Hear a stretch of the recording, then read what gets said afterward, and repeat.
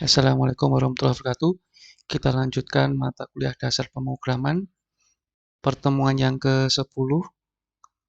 Yang akan kita bahas adalah function.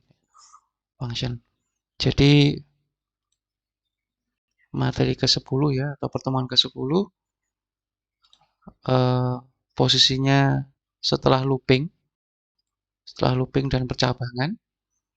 Ya, di sini ada dua bahasan, function dan prosedur. Untuk hari ini kita hanya membahas tentang function. Pengertiannya atau sedikit teori, function dan prosedur adalah memecah kode program menjadi bagian-bagian yang lebih kecil dan dikelompokkan sesuai dengan fungsi bagian kode dari program tersebut. Ya, nanti saya jelaskan mungkin dengan flowchart ya agar lebih bisa dipahami. Keuntungannya adalah kode program tidak menumpuk menjadi satu file atau satu bagian utama. Ya, kemudian yang lain dapat memanggil prosedur dan function tersebut kapanpun kita butuhkan tanpa harus menulis lagi kode yang sama. Ya, kemudian untuk perbedaannya, function itu nanti memberikan nilai balik atau return, sedangkan prosedur tidak, ya, tidak memberikan. Ini yang perlu kita pahami dan inti dari perbedaan keduanya adalah function itu memberikan nilai balik, sedangkan prosedur tidak. Ya. Jadi itu nanti beda perbedaan utamanya. Ya, nanti akan saya tunjukkan lewat flowchart dan codingnya. Kemudian untuk sintak penulisannya, yang pertama adalah tipe. Tipe itu kalau nanti pakai function, itu tipe data yang akan dibuat nilai kembali. Ya, tipe datanya apa. Kemudian kalau prosedur itu biasanya menggunakan void. Di depannya ada void-nya. Itu tanda kalau prosedur. Kemudian nama ini adalah untuk nama dari function atau prosedur yang akan dibuat. Ya, sedangkan parameter nanti yang di dalamnya adalah variabel yang akan diproses dalam function atau prosedur itu. Kemudian pernyataannya nanti alur logikanya seperti apa. Jenis function ada dua. Yang pertama adalah intrinsic. Ya, kemudian ada user defined function. Yang pertama, intrinsic itu function yang sudah ada atau dibuat oleh bahasa pemrograman tertentu ya. Misalkan max, min, absolute, log, dan yang lain ya. Kemudian user defined itu function yang kita buat sendiri. Ini untuk contoh dari intrinsic function. Misalkan ini ada ABS ya, absolute. Kemudian untuk trigonometri ya, sin cos tangen. Kemudian ada len, int integral, kemudian log, sqrt ya, square root, dan yang lain. Ini bisa langsung kita gunakan. Kemudian contoh yang lain untuk tipe string, misalkan untuk len, ini untuk len, ini s ya, s itu panjangnya suatu string. Kemudian char ya, untuk mengembalikan karakter. Nah, ini sumbernya saya dapat dari websitenya Vlogorithm untuk dokumentasi. Nanti silahkan dicek. Kemudian untuk user defined function, yaitu kita buat function sendiri ya. Misalkan kita ingin membuat function untuk menambahkan dua buah bilangan, berarti nanti kita buat function namanya tambah, parameternya itu A dan B misalkan ya. Boleh pakai nama parameter yang lain. Kemudian karena dua buah bilangan berarti A dan B. Kalau nanti Anda mau menjumlahkan tiga buah bilangan berarti A, B, dan C atau mungkin X, Y, Z atau yang lain. Nah, ini adalah perbedaan antara program yang pakai function dan yang tidak. Di sebelah kanan ini jika program yang kita gunakan tanpa function ya. Di sini main, kemudian ada deklarasi variabel B1 dan B2, kemudian ada deklarasi untuk menampung hasilnya. Misalkan saya tentukan tipenya real ya.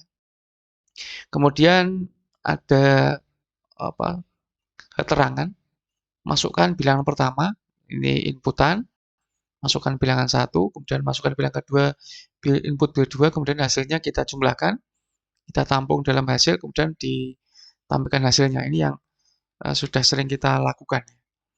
Ya, ini yang tanpa function. Sedangkan yang dengan function, yang sebelah kirinya, ini mulai dari sini sama ya. Bedanya hanya di sini, hasil itu kita dapat dari tambah bill 1, bill 2. Di mana tambah ini itu kita buat subprogram sendiri yang ada di sebelah kirinya lagi. Function tambah yang isinya tambah, kemudian integer A dan integer B itu adalah parameternya. Nama fungsinya tambah ya, kemudian parameternya A dan B dengan keduanya tipe integer, kemudian integer C itu untuk menampung hasil dari penjumlahan di fungsinya.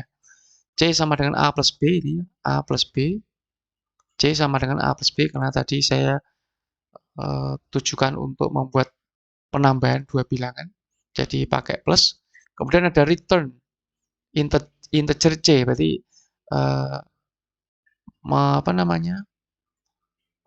mengembalikan nilai hasil penjumlahan C dengan tipe integer ya. Ini boleh nanti dibuat real juga boleh, float atau real ya. Ini juga tidak harus integer ya, tergantung tipe data yang nanti yang akan digunakan. Nah, kemudian kalau ini tadi kan seolah-olah hanya beda satu baris ya. Nah, ini karena memang kasusnya sederhana. Tapi nanti kalau seperti ini, nah ini ya, Anda diminta untuk membuat program dengan lebih kompleks.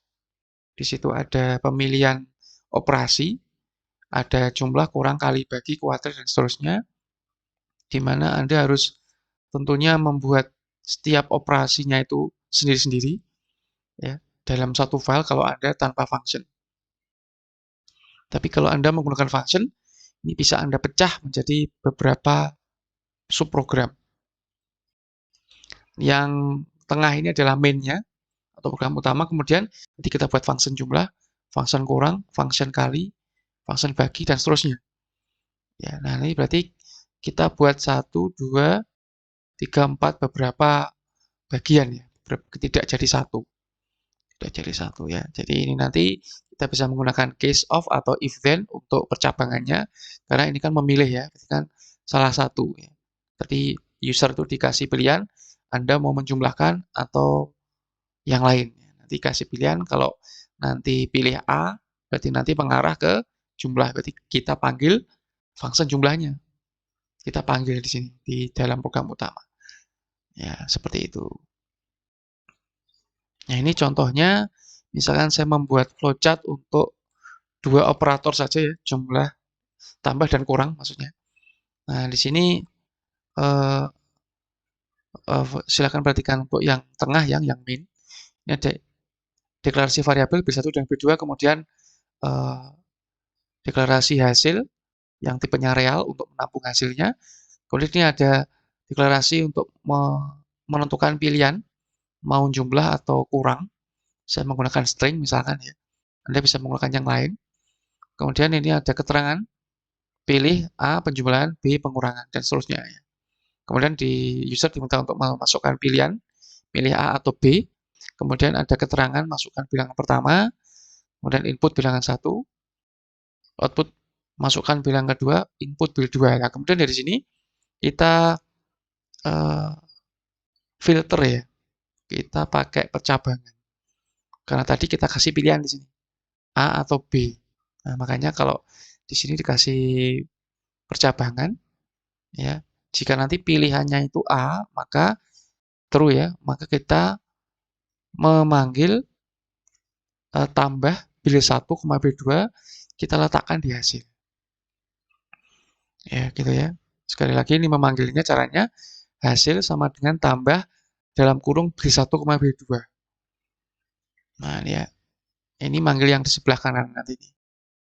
Ya, di sini A dan B itu untuk parameternya tambah, tapi kalau di sini kan bill 1 dan bill 2 ini untuk variabel atau parameter dari main. Jadi berbeda. Kalau Anda samakan ya silahkan. Kemudian jika selain A, berarti ini misalkan saya arahkan ke B. Jika pilihannya B, maka kurang. Kurang A, kurang dalam kurung B1, B2. Jika selain A dan B, mungkin ada proses yang lain. Ini bisa memanggil function yang lain jika ada. Misalkan Anda sudah membuat function yang lain, Anda masukkan di sini. Kemudian if percabangan lagi, true, false lagi sampai selesai. Nah, kemudian kalau sudah semua, misalkan prosesnya sudah dimasukkan semua, nanti tinggal menambahkan hasilnya. Output hasil sama dengan hasil. Hasil yang di sini itu adalah variabel yang kita ambil dari tambah B1, B2 atau kurang B1, B2. Jadi isi dari tampungan dari function, hasil yang sebelah sini. Ini maksudnya adalah nilai kembali. Jadi return real C ini mengembalikan A plus B ditampung di C. Nah, C ini dikembalikan ke tambah, ditangkap di hasil. Ditangkap di hasil. Ini yang ini juga, yang sebelah kiri ini. Integer A, B, real C sama dengan A min B untuk kurang ya. Kemudian dikembalikan berupa tipe integer atau mungkin bisa tipe yang lain, real ya mungkin ya. Ini harusnya real ya ini. Ada tipe di sini, ini harusnya real karena di sini real. Ya. Kemudian nanti C ini yang tipenya sudah real tadi, ya tipe ya, nanti akan dikembalikan, di return, kemudian ditangkap di hasil. Sehingga nanti hasilnya yang di sini itu, kalau nggak hasil dari tambah yang pilihan A, berarti yang kurang dari pilihan yang B. Nah, gitu ya. Nah, gitu. Nah, kemudian tadi sudah saya uji percobaan ya. Percobaan yang pertama adalah ketika saya memilih A itu berarti kan penjumlahan ya. Misalkan pilihan pertama itu 2 misalkan, pilihan keduanya 3, kemudian kalau saya enter lagi, hasilnya ada 5, 2 ditambah 3 ya, karena tadi saya memilih penjumlahan. Ya, untuk percobaan yang kedua, sini saya pilih pengurangan ya, B. Ini pilihan pertamanya sama 2, pilihan keduanya 3, ini saya kurangi, berarti kan kurang ya, kurangi 2 dan 3. Kalau tadi ini tambah 2,3. Tapi kalau yang ini kurang 2,3, sehingga hasilnya di sini adalah min 1 untuk pengurangan, kalau penjumlahannya hasilnya 5 ya. Kemudian kita coba langsung ke prakteknya ya. Kita ke praktikumnya sekarang setelah tadi kita bahas tentang sedikit teorinya. Ini saya membuat flowchart untuk yang belum menggunakan function. Jadi kalau Anda perhatikan di sini tidak ada nama function di sini ya, di flowchart ini. Nanti bisa kita cek juga di sini. Cek juga di sini. Nah, ini tidak ada file lain atau bagian lain selain main ini sendiri. Nah, ini ya, ini yang tanpa function ya, ini saya jalankan dulu. Nah, ini masukkan bilangan pertama ini. Masukkan bilangan pertama. Misalkan 2 tadi. Kemudian bilangan kedua. Nah, ini hasilnya adalah 5. 5 ya. 5. Kemudian untuk tanpa function yang ini tadi ya. Untuk codingnya ya pasti Anda sudah paham. Jika menggunakan C++ berarti ya seperti ini. Ya, misalkan di sini ada deklarasi variabel. Kemudian ada cout, masukkan pilihan pertama, cin bil 1, masukkan pilihan kedua, cin bil 2, hasil sama dengan B1 plus bil 2, hasilnya adalah hasil. Ya, di sini. Ini yang tanpa function ya. Jadi yang biasanya. Nah, ini kalau pakai C++, kalau nanti kalau pakai PHP ya tinggal disesuaikan. Kalau pakai echo, kalau cout-nya, kalau cin-nya pakai input ya. Ini bisa menggunakan shell nanti ya. Bukan pakai browser ya, tapi pakai yang shell. Karena kalau di browser nanti pakai form. Ya. Tapi kalau di input ini harus pakai shell PHP. Kemudian kalau Anda pakai Java, dia nanti apa namanya, cout tadi diganti sistem out println. Kemudian untuk in-nya pakai input next in. Ya, kemudian sama yang lain sama. Kemudian untuk pakai bisa misalkan pakai Python, ini lebih ringkas ya. Print untuk menampilkan, kemudian int input untuk inputnya. Nah, ya, nanti bisa Anda cek sendiri dengan bahasa yang Anda gunakan. Berikutnya saya akan menunjukkan jika menggunakan function. Ya, menggunakan function. Nah, nanti bedanya di sini bedanya. Di bagian sini ya. Bentar. Nah, ini ya di hasil sama dengan tambah ini. Nah, kalau Anda perhatikan di sini, nah ini kan ada apa ini? Koma, ada kurung maksud saya. B1, B2 ini berarti menandakan ada function. Ya, Anda bisa cek juga di bagian sini. Di main ini, nah di sini ada selain main ada tambah. Ya, selain main ada tambah. Nah, di sini ya. Nanti kalau mau nambah lagi, misalkan kurang tadi ya, menambahkan function kurang, Anda bisa cek. Anda bisa ngeklik add function. Nah, nanti bisa diisi di sini. Kurang.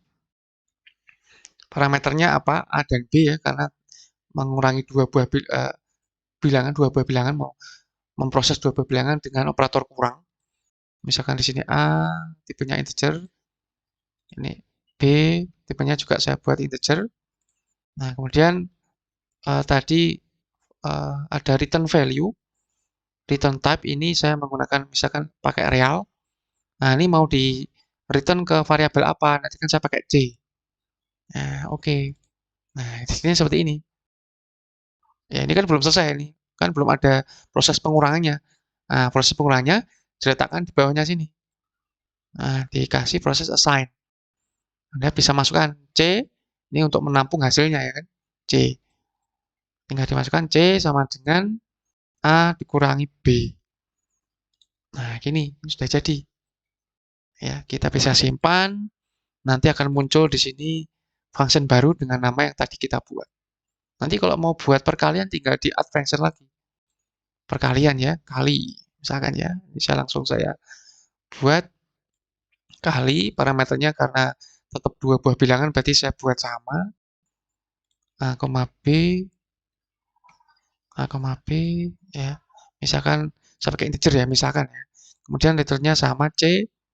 Nah, jadinya seperti ini. Ya, sesuai dengan yang saya buat tadi. Kemudian kita bisa langsung assign C sama dengan A kali B. Pakai bintang ya. Nah, gini. Nah, gini. Simpan. Nanti sudah masuk ke sini. Loh, ya. Ada function kali di sini. Nah, kalau bagi ya, saya tambahkan sekali lagi. Bagi. Nah, karena nanti kita hasilnya itu pasti kebanyakan adalah bilangan desimal ya bagi. Kita hati-hati di sini. Misalkan di sini tetap saya pakai integer untuk A-nya. B-nya saya juga integer. Nah, ini kita harus pakai real di sini. Return type-nya real karena nanti dimungkinkan kalau pembagian itu hasilnya adalah bilangan desimal atau real. Nah, gitu ya. Jadi ini pakai real. Return variabelnya kita buat sama C. Oke, ya, seperti ini. Kemudian assign. Nah, di sini kita bisa langsung C sama dengan A per B. A per B. Nah, gini. Nah, kalau sudah nanti disimpan lagi akan muncul di sini. Jadi nanti ini apa kita bisa uh, lebih fokus ke proses yang mana. Jadi nanti kalau ada masalah atau ada penambahan proses atau pengubahan proses di suatu sub bagian, kita bisa langsung atau fokus ke function tertentu. Misalkan ada perubahan dikali ya, ini harusnya tipenya return value-nya apa namanya real ya. Berarti kita harus kita ubah di sini. Nah, gini. Yang tadi kan itu saya buat real. Nah, ini tinggal kita apa namanya? Ini juga harusnya real. Nah, ini ya real, returnnya real. Ya, kita nggak usah terlalu fokus ke yang bagian yang lain ya. Kita fokus ke bagian yang ingin diubah atau yang ingin apa namanya, diperbaiki. Nah, di main-nya kembali lagi ya, nanti bisa klik sini kemudian kembali lagi ke main. Nah, nanti bisa kita panggil di sini. Ya, misalkan di sini saya mau merubah menjadi uh, bagi ya, bagi. Ya, ini saya tinggal klik di sini, saya ganti bagi di sini. Ya, tadi sudah dibuat kan ya bagi, berarti kan nanti hasilnya bilangan desimal ya bagi. Nah, ini saya dikit ubah komentarnya, pembagian. Nah, hasil. Ya, kita coba jalankan. Nah, ini ya, masukkan bilangan pertama, misalkan 2, saya tetap buat bilangan yang sama. Nah, ini hasilnya 0,666 sekian. 2/3. Ya, bilangannya real. Nah, ini ya, ini tadi pakai apa namanya? Function bagi. Kalau mau cek bagi di sini. Nah, ini isinya bagi. Nah, ya, A per B. A per B. Berarti kan ya kalau di function itu pakai A dan B. Tapi kalau di main itu pakai B1 dan B2. Ya, Pak, mengapa beda? Karena memang lokasinya ini di yang B1 dan B2 itu di main, kemudian A dan B tadi dibagi, di function bagi. Kalau Anda ingin sama ya silahkan. Berarti di sini nanti B1 sama B2, biar nggak bingung ya. Tapi saya buat beda karena boleh berbeda, tidak harus sama. Ya, makanya saya buat di sini berbeda ya. Di sini tuh A dan B, di main itu B1 dan B2. Perhatikan di sini ya. Ini sudah uh, muncul hasilnya pembagiannya. Saya coba lagi untuk hasil yang kali. Saya tinggal ganti di sini, saya tutup dulu. Tadi saya tutup dulu. Saya buat di sini kali. Untuk perkalian saya arahkan ke sini jadi kali ya. Jadi sudah saya buat fungsinya, langsung saya ubah di sini. Nah, jadinya seperti ini kali ya. Saya tinggal ganti di sini perkalian. Perkalian untuk komentarnya biar nggak membingungkan nanti. Udah, kemudian saya coba jalankan. Ini bilangan pertama 2, bilangan keduanya 3, sama tetap hasilnya adalah 6 ya, perkalian. 2 kali 3, 6. Kita bisa cek perkalian. Nah, ini ya. Ya, saya pakai real A bintang B ya. A kali B, 2 dikalikan 3. Ya, berarti kan di sini prosesnya di function ya, bukan di main ya. Main itu hanya untuk memanggil function yang sudah kita buat. Nah, di sini. Memanggilnya di sini. Nah, gitu. Itu ya. Itu untuk eh, penjelasannya dari setiap kasus. Nanti untuk codingnya kita bisa cek di sini. Nah, ini tentunya panjang ya. Bentar ya. Nah, ini karena tadi saya sudah buat 4 fungsi. Ya, berarti ya di sini ada bagi, kali, kurang, tambah. Ya, dengan tipenya double, double, double, int. Nah, di sini fungsinya ada di bawah sini. Jadi ini mainnya di sini. Ya, 17 sampai 28. Kemudian subprogramnya tadi ada di bawahnya kalau di Vlogorithm ya. Kalau nanti Anda mungkin ngoding sendiri, Anda bisa letakkan di atas. Ya, di atas di sini. Ya, di atasnya sini, di atasnya main. Ya, di atasnya main. Nah, nanti silahkan dicoba. Ya. Nah, ini double bagi sama dengan yang dari flowchart tadi. Kalau Anda perhatikan di sini, bagi ya. Nah, ini ya. Double di sini kalau di C++ itu double ya, bukan real. Real itu di Vlogoritmnya ya, tapi kalau di C++ itu double. Sama ya double dan real, cuma beda ring saja. Kemudian C double A per B. Jadi ini untuk apa di C++ itu mengkonversi ya A per B itu didobelkan dimasukkan ke C. Ya, kodenya seperti ini memang. Kemudian untuk yang apa kali ya seperti ini A kali B mana kali ini ya C sama dengan A kali B ini C sama dengan A kali B di return C ya. Ini realnya nggak diikutkan kalau di C++.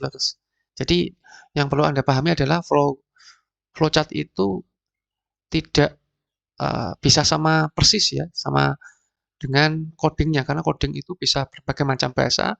Kalau flowchart itu yang konsep berpikir ya. Jadi jangan dianggap selalu sama persis. Ya. Nah, nanti beda lagi kalau kita pakai Java. Loh ini ya, ini agak beda lagi. Nah, di sini beda lagi karena memang bahasanya berbeda. Tapi intinya sama ya. Kalau Anda bisa membuat flowgoritmnya atau flowchartnya, nanti codingnya bisa mengikuti dari flowchartnya. Ini kalau pakai Python itu pakai dev ya. Dev itu untuk function ya. Nah ini returnnya sama, dipakai function. Nah ini ya. Di sini tinggal dipanggil kali, pilih 1, pilih 2 dan seterusnya. Ya nanti Anda bisa cek pakai dengan bahasa yang lain ya. Nah ini ya. Kalau di PHP itu ada dolarnya. Dolar $C, dolar $A, dolar $B. Pakai tulisannya function. Ya, function. Jadi kalau pakai PHP, nanti silakan dicek. Kemudian saya jelaskan satu kasus lagi. Ini kan tadi kelemahannya adalah setiap saya ganti proses, saya kan nggak ganti manual ya. Ini saya kan ganti manual di sini. Nah, ganti di sini klik saya ganti, klik saya ganti. Ini kan itu kan tidak efisien ya. Jadi saya kita bisa menggunakan percabangan. Ya, kita bisa menggunakan bentuk yang lain. Nah, ini ya misalkan. Nah, di sini kita kasih pilihan penjumlahan, pengurangan atau yang lain. Nanti bisa Anda tambahkan sendiri sesuai dengan yang sudah Anda buat. Mungkin nanti di functionnya. Ini di file ini saya hanya membuat 2 function dan 1 main. Nah, di sini, kita bisa lakukan seperti ini. Jika pilih A, maka lakukan panggil tambah pilih 1, pilih 2. Jika pilihannya itu B, true, maka tampilkan atau panggil function kurang. Pilih 1, pilih 2, letakkan di hasil. Misalkan nanti ada C, berarti nanti di sini. Di sini. Dikasih percabangan lagi. Nah, ini ya. Jika pilih itu sama dengan C. Ini pakai string kayaknya. Pakai string C ya. Nah, gini. Maka panggillah apa di sini. Ya, mungkin kali, mungkin bagi atau yang lain ya. Kemudian dan seterusnya ya, proses lain. Kemudian nanti hasilnya dipanggil. Ya, pakai ini ya, hasilnya tadi kan sudah disimpan di hasil masing-masing. Nah, kemudian nanti kita bisa cek, nanti tadi sudah saya jelaskan di PPT-nya. Ini misalkan saya pilih A. Nah, ini ya, masukkan pilihan pertama, misalkan 6 dan 7. Nah, ini hasilnya 13 ya. Penjumlahan 6 tambah 7. Kemudian nanti kalau cek, kalau saya masukkan B, pengurangan, ya, 6 dan 7 tadi, hasilnya adalah min 1. Jadi ya, itu kita lebih praktis nanti jika menggunakan pilihan. Ya, pilihan. Nah, itulah gunanya kalau kita nanti ada beberapa pilihan untuk si user itu untuk milih prosesnya, kita bisa menggunakan function untuk mempermudah kita mengerjakan codingnya. Ya, ini sama ini dengan yang tadi. Ya, cuma beda di operatornya aja ya. Plus atau minus atau yang lain. Ya, untuk codingnya ya mirip seperti tadi, cuma ini ada percabangan. Ya, misalkan di sini ya. Nah, ini ada if-nya sekarang. Baris nomor 26 ini ada if-nya. Tadi kan nggak ada. If pilih A, maka panggil function tambah, pilih 1, pilih 2, letakkan di hasil. Jika tidak, dan pilihannya itu B, maka panggil function kurang B1, B2, letakkan di hasil. Selain itu semua, mungkin proses lain. Nanti Anda bisa tambahin sendiri. If pilih C, if pilih D, dan seterusnya. Kemudian kalau selesai semua if-nya, kita tampilkan hasilnya sesuai atau yang kita dapat dari hasil pemanggilan function yang tadi. Nah, ini ya. Ini functionnya di bawah ya. Kalau di C++ Anda bisa taruh di atas. Ya, bisa taruh di atas. Ya, ini kalau C++, misalkan kalau pakai Python ya sedikit lebih ringkas, ya, lebih ringkas, atau mungkin pakai bahasa yang lain. Ya, nanti silakan dicoba bagaimana menerapkan function, ya, function dalam suatu program atau flowchart yang kasus ya sesuai dengan kasus yang kita bahas. Itu semoga bisa dipahami. Selamat belajar. Assalamualaikum warahmatullahi wabarakatuh.